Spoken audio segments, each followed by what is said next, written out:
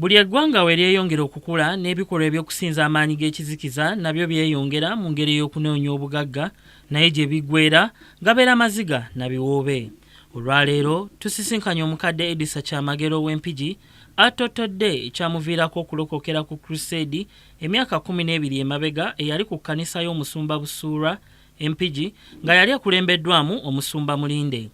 Kyamagero ategeezezza nga bwe yalina emisambwa emmandwa ssaako n'ebyawongo ng'era bwe yakulangangako ng'ekintu kyakutuukangako.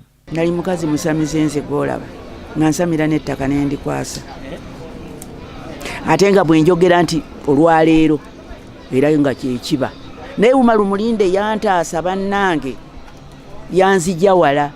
Ono ayongeddeko nti yalina ebiro bye yeegattirangamu nga ne baze kuba emisambwa gyali gyabagaana okwegatta buli lwe baagadde.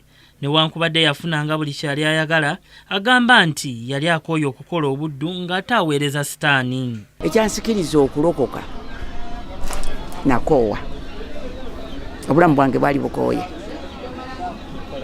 okusamira omanye obuddu mwana wange biti babibeeramu naye tebabyeyagaliramu kibonerezo ky'amaanyi kyova olyanga akugamba nti bwe ndikutta ndikwata omulala. Kyamagero yebaza omusumba Mulinde eyamubulira enjiri ssaako ne musumba Kiganda David owa Christianity Focus Center olw'okumulera ebbanga lino lyonna okuva lwe yava mu nzikiriza y'amaanyi g'ekizikiza gy'agamba nti talina kye yafunamu okuggyako okubeeranga mu bweraliikirivu.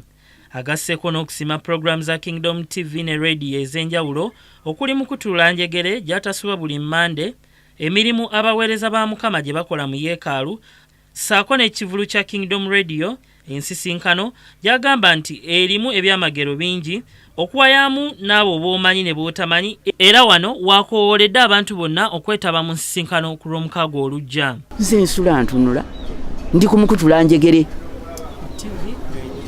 ku radio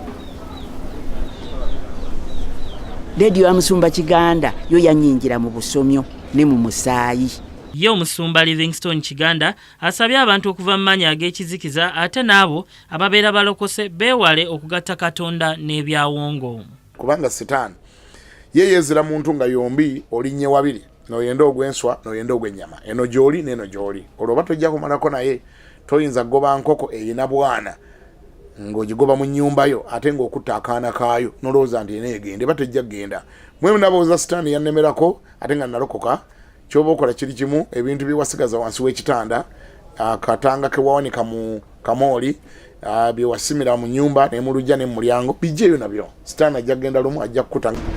Weewaawo ng'abantu bangi bakyali mu bikolwa eby'ekizikiza ye omukadde Edisa Kyamagero avuddeyo n'akakasa eggwanga nga bwe yava mu nsi ey'ekizikiza ey'emisambwa n'awaayo obulamu bwe eri Yesu Kristo ssaako n'okwetabanga mu nsisinkano ez'enjawulo.